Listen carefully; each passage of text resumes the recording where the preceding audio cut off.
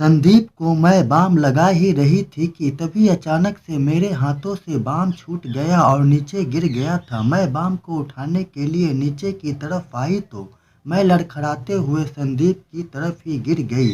हड़बड़ाहट में संदीप ने मुझे किसी तरह संभाला, फिर भी मेरी हाथों की केहूनी में मोच आ गई थी। दर्द के कारण मेरी आंखों से आंसू निकल पड़े। संदीप ने मुझे आराम से बिठाया और मेरी चोट वाली जगह पर फास्ट रिलीफ मिलने लगा। धीरे धीरे मेरा दर्द कुछ कम हुआ तो मैंने बात को बढ़ाते हुए संदीप से कहा, तुम कब टीवी बंद कर यहाँ से गए? मुझे पता ही नहीं चला। संदीप मुस्कुराते हुए मेरी तरफ देखने लगा और बोला, आप गहरी नींद में थी इसलिए मैंने लाइट बंद कर दी थी और ऊपर कमरे में सो गया था। सर का दर्द बढ़ा तो नीचे आया और आप मुझे दिखी। संदीप की चालाकियां मुझे समझ तो आ रही थी कि वह मुझे बरगलाने की कोशिश कर रहा है, पर मेरा मन इस ओर ही भटक रहा था।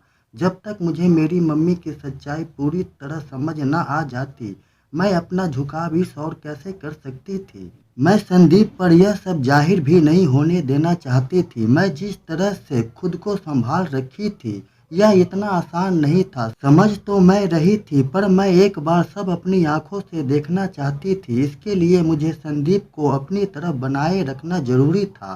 संदीप की आवाज़ से मेरा ध्यान टूटा और मैं बोली, मुझे आराम की ज़रूरत है, मैं सोना चाहती हूँ। संदीप मेरी तरफ विस्मयी निगाहों से देखता हुआ चला गया था।